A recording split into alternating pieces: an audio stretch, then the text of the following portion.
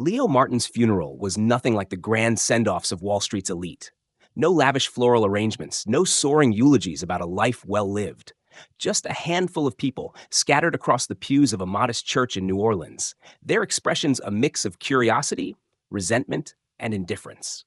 No one wept. No one lingered by the casket. He had been a fraud.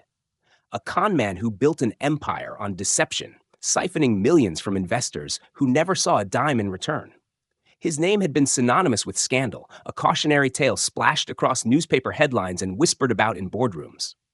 To most people in that room, Leo Martin was nothing more than a man who got what he deserved. And yet, someone had come.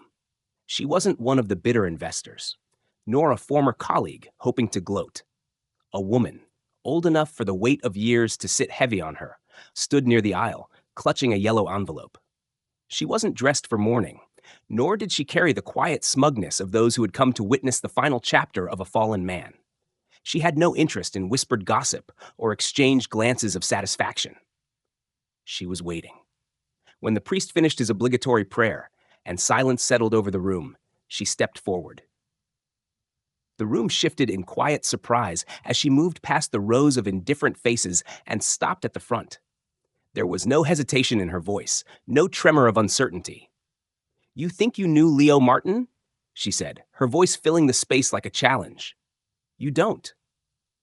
The words cut through the air, sharp enough to turn heads. A murmur rippled through the crowd, a flicker of unease passing between them. They knew how this was supposed to go. A quick service, a few insincere condolences, then back to their lives, comforted by the knowledge that the world had one less criminal in it. But this woman, this stranger, wasn't here to bury the same version of Leo Martin they had come to see laid to rest. She was here to unearth something else entirely. "You've read the headlines," she continued. "You've heard the stories. The slick-talking investor who promised the world and left nothing but ruins. The liar, the thief, the man who walked away with everything while his victims lost it all." There was a collective stiffness in the room, an unspoken agreement that none of them wanted to relive the humiliation of trusting him. But the woman wasn't finished. "What you don't know," she said, raising the envelope slightly, "is why." The whispering stopped. She looked at the faces in front of her, some smug, some curious, some suddenly uncertain. No one had ever bothered asking that question.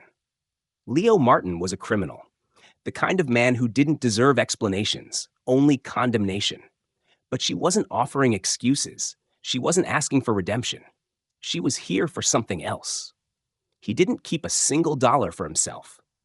The words landed like a punch to the gut. The silence that followed wasn't just quiet. It was suffocating. A scoff came from somewhere in the back, a sharp exhale of disbelief.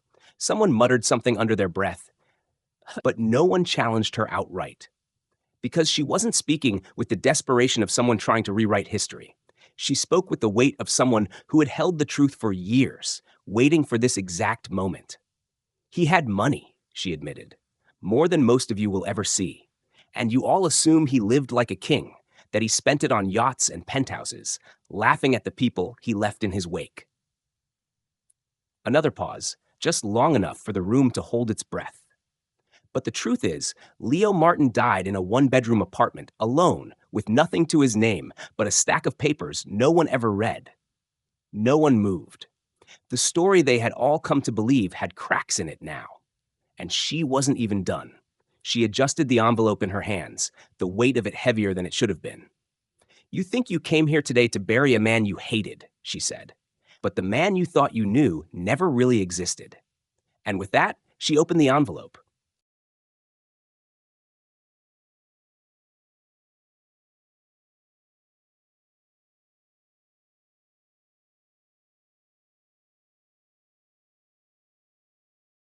The rustle of paper was the only sound in the room. No one spoke. No one moved. The certainty they had walked in with, the belief that Leo Martin was nothing more than a fraud, was beginning to slip. She unfolded the first page with careful precision, her voice steady.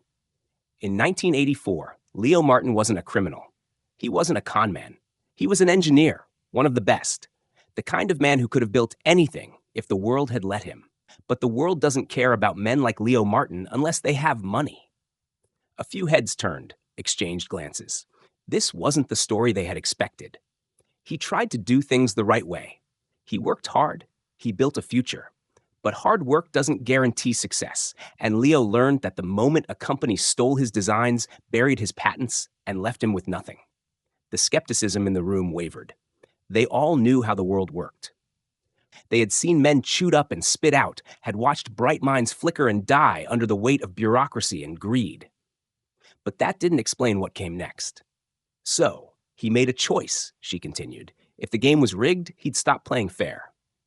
The phrase landed like a slap. A few people scoffed, shifting in their seats. There it was, the moment they had been waiting for. The justification, the excuse. But she didn't waver. He didn't take from strangers, she said. Not at first. He took from the people who had stolen from others. He found the loopholes, the cracks in the system, the places where money pooled in secret, hidden from the people it was supposed to serve. And he moved it, redirected it.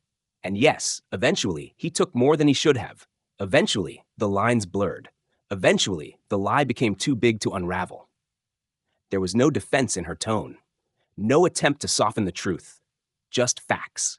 A man near the front, a former investor, narrowed his eyes. So what?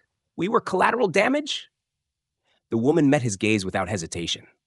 No, she said. You were victims of a man who became too lost in the world he created. And I won't ask you to forgive him. But I will ask you this. If Leo Martin was nothing more than a greedy thief, where did the money go? The question landed with a weight that settled over the room.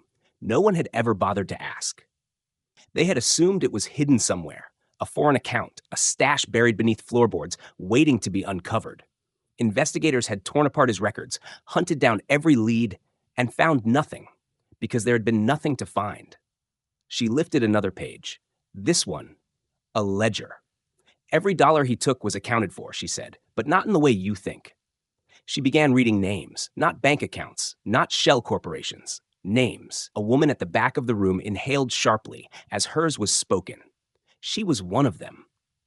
One of the ones who had lost everything in a financial collapse, who had been left with nowhere to go until a mysterious investor had stepped in. An anonymous donor. A miracle that had arrived just in time. Another name. A man whose hospital bills had been covered the night before his wife would have had to sign the paperwork to take him off life support. Another. A woman whose son had been given a scholarship that saved him from a life that had once seemed inevitable. Page after page, name after name, no one had known. No one had ever connected the dots. Because Leo Martin had never wanted them to. He didn't spend a dime of it on himself, she said again. Not a car, not a house, not a single luxury. The silence stretched thick and heavy. It was easy to hate a villain when the story was simple, when greed was the only explanation. But this was something else entirely. The man near the front clenched his jaw, his anger no longer as sure as it had been moments before. He still lied, he said, but the fight in his voice was weaker now. Yes, the woman agreed, and it destroyed him. She closed the ledger, let the weight of her words settle. The people in that room had come to bury a criminal. But now, they weren't sure who they were mourning. The weight of it all settled like a fog in the room. It wasn't just the names on the ledger. It was the realization that they had never truly known the man they had come to bury. The headlines had told one story. The courts had told another. But now, standing in this church, listening to the truth laid out in black and white, none of them were sure what to believe anymore. The woman let the silence linger, let the discomfort settle in their chests. Some still refused to accept it. Some never would. But there was no denying what they had just heard. She reached for another document in the envelope. This one was different. Older. Yellowed edges, creased from being unfolded and refolded over the years. A few of you might remember the hurricane that hit Louisiana in '92, she said. The government called it a tragedy, called it unavoidable. But the truth is, entire neighborhoods were wiped out because no one had cared enough to fix the levees before the storm hit. A few heads nodded. Everyone remembered. There were over 30 kids who lost their families overnight. No one came for them. The city shuffled them between shelters, orphanages, foster homes already bursting at the seams. And then, one by one, they started disappearing from the system. Not lost, not forgotten, just gone. Her grip on the paper tightened slightly. They weren't abandoned, they were saved. The words hung heavy in the air. Somewhere in the back, a man shifted in his seat. His face was lined with age, but his eyes were sharp, filled with a recognition he hadn't expected to feel. "I was one of them," he said, his voice quiet but strong enough to cut through the silence. Heads turned. "My brother and I, we were in one of those shelters. We didn't think we'd ever get out. And then one night, someone came. Some guy in a suit. We thought he was just another caseworker, another person coming to tell us we had nowhere to go. But instead, he took us to a house. It wasn't much, but it was safe. And there were others. Kids just like us." The woman nodded. "He gave you a home," she said. The man swallowed hard. "We never knew who he was," he admitted. "Not really. Just some rich guy who funded the whole thing. He never asked for anything in return. Never even told us his name." The truth settled over him, and the words fell from his lips before he could stop them. "It was Leo, wasn't it?" She didn't need to answer. The realization crashed over the room like a wave. For years, they had believed Leo Martin had stolen millions, had hoarded it, had lived lavishly on the backs of the people he had deceived. But the truth was simpler and far more complicated. He hadn't built an empire for himself. He had built it for them. Another voice spoke up. A woman, middle-aged, her eyes wide with something between shock and understanding. "My son," she started, hesitating. "He got a scholarship, an anonymous donor. I never questioned it. Just thanked God that someone had seen potential in him when no one else had." Her voice dropped to a whisper. "It was him, wasn't it?" The woman at the front simply nodded. And just like that, the truth was undeniable. Leo Martin had been many things: a liar, a manipulator, a man willing to break the rules. But he had also been something no one in that room had ever expected: a savior. The anger that had filled the space at the beginning of the service was gone now, replaced by something quieter. He had deceived them, yes. He had stolen, yes. But he had also given more than anyone had realized. A heavy voice broke the silence. "He still broke the law," a man near the front muttered. "He still ruined people's lives." The woman nodded. "Yes," she said, "and he paid for it." The weight of that truth settled over them all. Leo had spent his final years alone.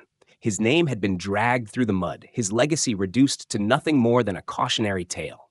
The world had labeled him a villain, and in many ways, he had been one. But he had also been something more, something they had never seen, something they would never forget.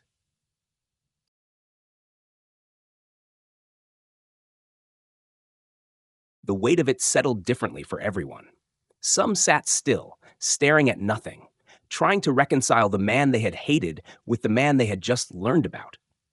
Others shifted uncomfortably, clinging to their anger, because it was simpler than accepting that Leo Martin wasn't just a villain. He had been something far messier. The woman let the silence stretch before speaking again. "There's something else you need to know," she said, pulling another folded document from the envelope. "Leo didn't just take risks with money. He took risks with his life." A ripple of unease passed through the room. It was easy to believe Leo had been a fraud. Easy to think of him as someone who had orchestrated a con from behind a desk, detached from the destruction he left in his wake. But this suggested something different. She unfolded the paper, ran a finger over the text, as if feeling the weight of it before speaking. In 2005, when the federal investigation started closing in, Leo had a choice. He could run. He could disappear. People with far fewer resources than him had done it before. He had the means. He had the contacts. And yet, he stayed. The room was still. He stayed because he wasn't finished, she continued, because there was one last thing he needed to do. The paper trembled slightly between her fingers. A young mother in Detroit was being evicted from her apartment. She had 2 children, both under the age of 5. One was sick. No family, no safety net, nowhere to go. A friend told her there was a man she could call, someone who might be able to help. She didn't know his name. She didn't care. She just needed someone to pick up the phone. A pause. She never knew she was calling one of the most wanted men in the country. More heads turned now, expressions shifting from curiosity to something deeper. She was panicking, the woman continued. She expected a bureaucrat, someone who would ask for forms and documentation. Instead, she got Leo. A sharp exhale from someone in the back. He didn't just wire her money. He didn't just cover her rent. He got on a plane, flew across the country, and knocked on her door. More than one person stiffened. By then, he knew his time was running out, she said. He knew the government was tracking him. And still, he went. He sat in her kitchen. He listened to her story. He held her baby in his arms and promised her everything was going to be okay. The air felt heavier now. And it was, she said, for her, because Leo made sure of it. He arranged a home, a job, health care for her son. He stayed long enough to make sure she was safe. A long breath. And then, 2 days later, he was arrested. Silence. It wasn't lost on anyone what that meant. He hadn't just gotten caught. He had let himself be caught. Leo Martin had spent years staying one step ahead of the law. He had built an empire of deception, evaded some of the sharpest minds in finance, and yet, in the end, he had walked straight into the one thing he had been running from. For her. The woman folded the document and tucked it back into the envelope. This was the last thing he did as a free man, she said. And that was it, the final piece of the puzzle. Leo Martin hadn't just stolen. He hadn't just manipulated. He had given. Over and over again, until there was nothing left. The question that had hovered over the funeral, the quiet, unspoken why, had finally been answered. He had done it all for strangers, for people who would never know his name, for people who, had they met him, would have hated him just like everyone in that room once had. No one spoke, because now, none of them were sure what they were supposed to feel. Here is the exact text you requested. No one moved, no one spoke. The weight of it all settled over them in ways they hadn't expected. They had come here to bury a man they despised, to confirm what they thought they knew. Instead, they were left questioning everything. Leo Martin had stolen. That part hadn't changed. He had lied, manipulated. He had made fools out of investors, cost people their fortunes, destroyed reputations. But he had also saved lives. Not in the abstract, not through charities with his name on the wall, but in real ways. He had shown up.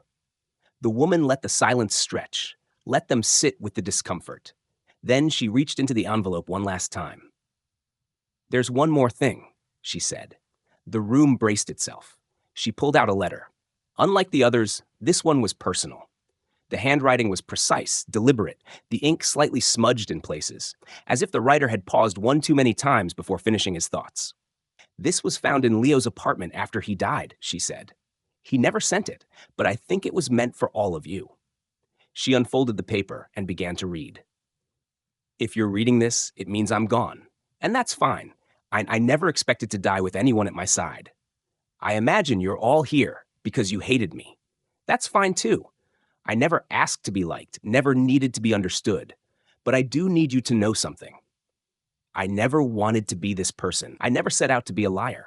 But when the world tells you over and over again that the only way to win is to cheat, eventually, you stop playing by the rules. I stole. Yes. And maybe that's all history will remember. But if you're here today, if you're hearing this, then maybe there's still a chance that something else can be remembered too. I didn't keep a dime. Every cent went to someone who needed it more than I did. If that makes me a fool, fine. If that makes me a criminal, so be it. I'll accept the judgment. But don't pretend you didn't already know how this world works. Don't pretend I was the only one willing to bend the truth to survive. I didn't do what I did to be forgiven, and I don't expect you to understand. But if you do one thing for me, let it be this. Remember the people I helped. Remember the ones who had nothing until someone took a risk on them. And the next time you see someone drowning, don't wait for permission to pull them out of the water. No one ever did for me. Leo. By the time she finished reading, the room was heavier than when she had started. A few people looked down, staring at nothing, trying to absorb what they had just heard. Others glanced at one another, searching for some kind of reaction, some confirmation that they weren't alone in how they felt. The man near the front, the one who had once been so sure of his anger, let out a slow breath. He had lost money to Leo, had spent years cursing his name. And yet, sitting here now, he wasn't sure if he could still bring himself to hate him. Because how do you hate a man who had nothing, who took everything, and then gave it all away? The woman folded the letter and placed it back in the envelope. He never asked for redemption, she said, and he's not getting one here today. A pause. But maybe he was more than just the villain you thought he was. And with that, she stepped back. The service was over, but the reckoning had just begun. No one rushed to leave. Funerals usually ended with a sense of closure, a finality that let people walk away, comforted by the certainty of what had been left behind. But there was nothing certain about Leo Martin anymore. People lingered, standing in small clusters, whispering in hushed tones, processing what they had just learned. Some still clung to their resentment, unwilling to let go of the man they had once believed him to be. Others weren't sure what to feel. The neat, simple narrative they had carried for years had been shattered, replaced by something far messier, far more complicated.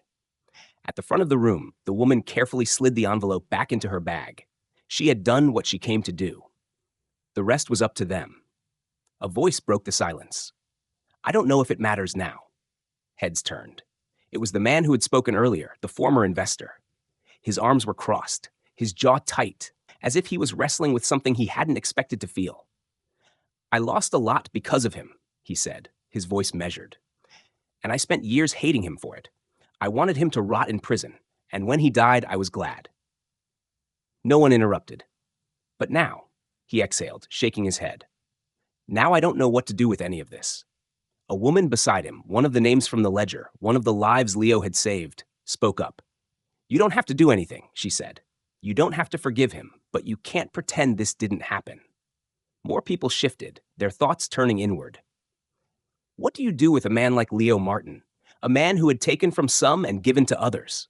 Who had played the system, twisted it, used it for something no one could quite define as good or bad? There were no easy answers. The woman at the front finally spoke again, her voice quiet but firm. "He didn't ask for forgiveness," she reminded them. "And I'm not asking you to give it. But if Leo left anything behind, it wasn't money. It wasn't a reputation. It was a question." A pause. "What do we owe each other?" The words settled over them. For Leo, the answer had been clear. He had owed something to the people the world had forgotten, the ones who fell through the cracks. He had taken from the system that had taken so much from others and forced it to give back. And in the end, he had given everything. The funeral didn't end with an answer. It ended with a question, one that each person carried out of the church with them. No one would build a statue for Leo Martin. No city would name a street after him. His story wouldn't be taught in schools. But somewhere there was a mother who had a home because of him.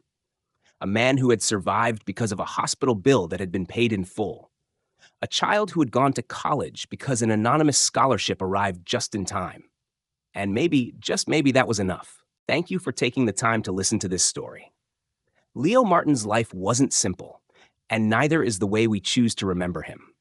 But if there's one thing his story teaches us, it's that people are rarely just one thing.